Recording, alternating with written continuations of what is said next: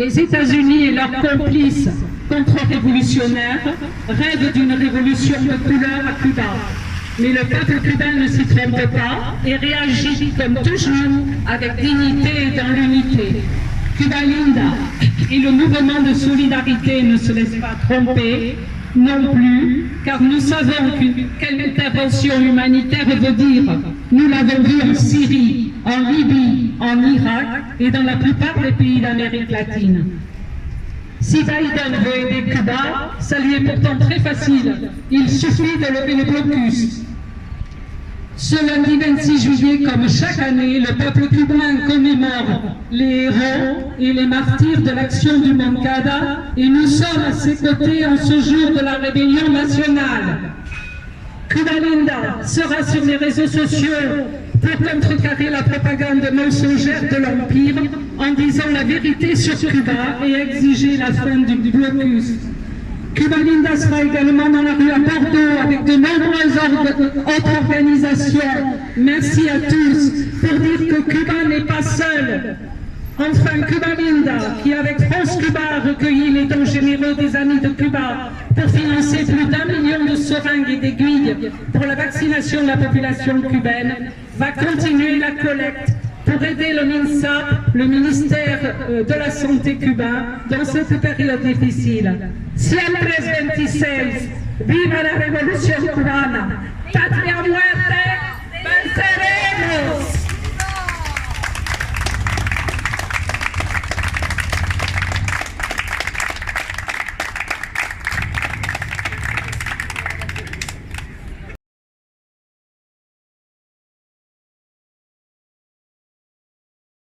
Si en Europe, les journalistes, les reporters disent la plus grande démocratie du monde, les États-Unis, où on tue des Noirs, où on tue des Latinos, où on torture, où on a des camps de concentration à Guantanamo, comme ça a été dit, à Cuba occupé, mais c'est la plus grande démocratie du monde. Quand le président américain se déplace, tous les autres se mettent à genoux.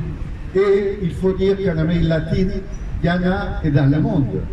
Il y a des gouvernements, il y a des dirigeants, il y a des peuples qui ne se sont jamais mis à genoux. Et le grand exemple, c'est Cuba. Cuba ne s'est jamais mis à genoux devant les grands empires, la grande puissance militaire, politique, économique et culturelle. Jamais Cuba, ce peuple qui souffre pas seulement le boycott nord-américain, il souffre de tous les attentats clandestins promus par la CIA, soutenant les goussans, les prêtres qui habitent Miami, et qui font autre type d'attentats, qui vont, par exemple, je ne sais pas si vous savez, ils ont à un moment donné envoyé du poison, des virus dans les champs de tabac pour éviter que le tabac puisse être de bonne qualité. Pareil pour le sucre. Ils font du boycott en permanence. Et ça, on n'en parle pas assez souvent. De tous ces boycotts qui le font clandestinement, par des gens qui sont payés, par des fonds qui sont envoyés.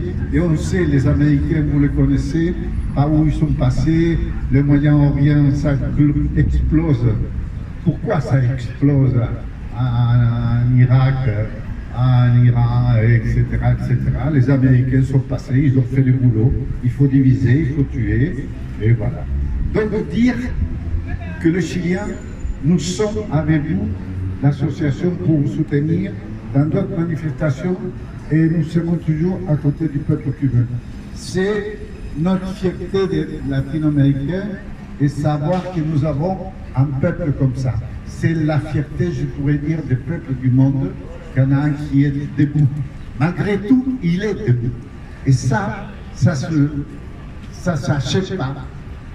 Voilà, ni avec des armes, ni avec des bombes atomiques. Merci beaucoup.